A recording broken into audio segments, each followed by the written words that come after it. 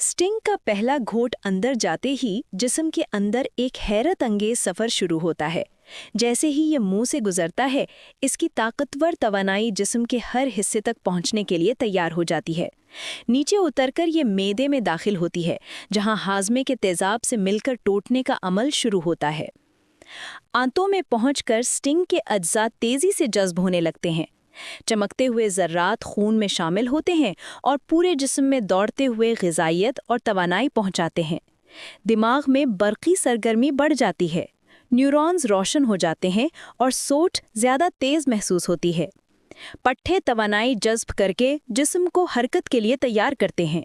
यहाँ तक कि आंतों का माइक्रोबायोम भी सरगर्म हो जाता है। पूरे जिस्म में एक ताकतवर रोशनी की लहर दौड़ती है जो तवानाई का एहसास बढ़ा देती है। मगर हर रद्द अमल मुस्बत नहीं होता। कुछ लोगों में स्टिंग मैदे को चढ़ा सकता है, जिससे लाली और सोजिश पैदा हो सकती है। कुछ अफराद को जल्द पर एलर्जी, सुर्खी या खारिश महसूस हो सकती है। खून में शुगर अचानक बढ़ सकती है जब ग्लूकोज बहुत ज़्यादा मिकदार में खून में फैल जाता है। और जब ये तवानाई ख़त्म होने लगती है तो जिस्म थकन महसूस कर सकता है, खिलियों की रोशनी मध्यम पड़ सकती है। ये है स्टिंग का मुकम्मल अंदरूनी सफ़र। पहला घूंट, ताकतवर तवानाई और वो। स्टिंग का पहला घोट अंदर जाते ही जिस्म के अंदर एक हैरत अंगेज सफ़र शुरू होता है। जैसे ही ये मुंह से गुजरता है, इसकी ताकतवर तवानाई जिस्म के हर हिस्से तक पहुंचने के लिए तैयार हो जाती है। नीचे उतरकर ये मैदे में दाखिल होती है, जहां हाजमे के तेजाब से मिलकर टूटने का अमल शुरू होता है। आंतों में पहुंचकर स्टिंग के अज्जा तेजी से जज्ब होने लगते हैं।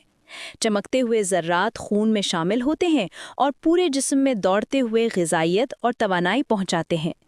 दिमाग में बरक़ी सरगर्मी बढ़ जाती है, न्यूरॉन्स रोशन हो जाते हैं और सोच ज़्यादा तेज़ महसूस होती है।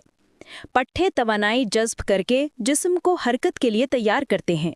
यहाँ तक कि आंतों का माइक्रोबायोम भी सरगर्म हो जाता है।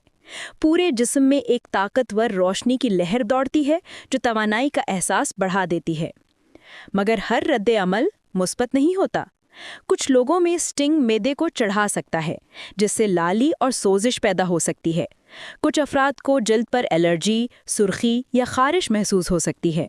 खून में शुगर अचानक बढ़ सकती है जब ग्लूकोज बहुत ज़्यादा मिकदार में खून में फैल जाता है। और जब ये तवानाई ख़त्म होने लगती है तो जिस्म थकन महसूस कर सकता है, खिलियों की रोशनी मध्यम पड़ सकती है।